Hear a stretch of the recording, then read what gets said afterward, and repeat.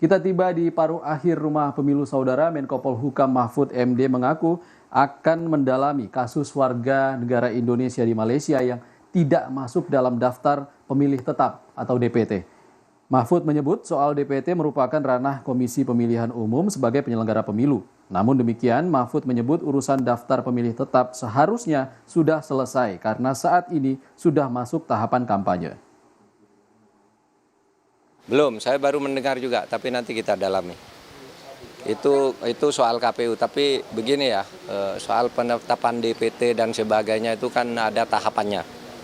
Tahapannya bukan sekarang, udah jauh lewat itu ya. Nah, bahwa ada yang tidak masuk itu bagaimana ceritanya biar dijelaskan oleh KPU. Calon Wakil Presiden nomor urut 1 Anies Baswedan menyebut semua warga negara Indonesia dimanapun berada harus mendapatkan haknya. Menurut Anies, setiap warga negara memiliki hak untuk memilih. Hal itu disampaikan Anies untuk menanggapi mengenai viralnya video yang menyatakan warga negara Indonesia di Malaysia tidak masuk daftar pemilih tetap. Prinsipnya sama, berikan haknya kepada WNI dimanapun berada, karena memilih itu adalah hak dari rakyat dan tugas negara memastikan hak itu terpenuhi.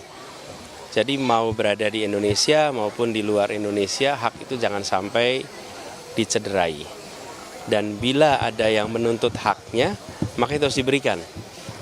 Karena itulah hak sebagai warga negara, ya. Calon Presiden nomor urut 3 Ganjar Pranowo meminta Komisi Pemilihan Umum menindaklanjuti isu daftar pemilih tetap warga negara Indonesia di Malaysia yang mengaku tidak terdaftar. Ganjar mengatakan perlu pengecekan agar dapat diketahui kenapa WNI tersebut belum terdaftar.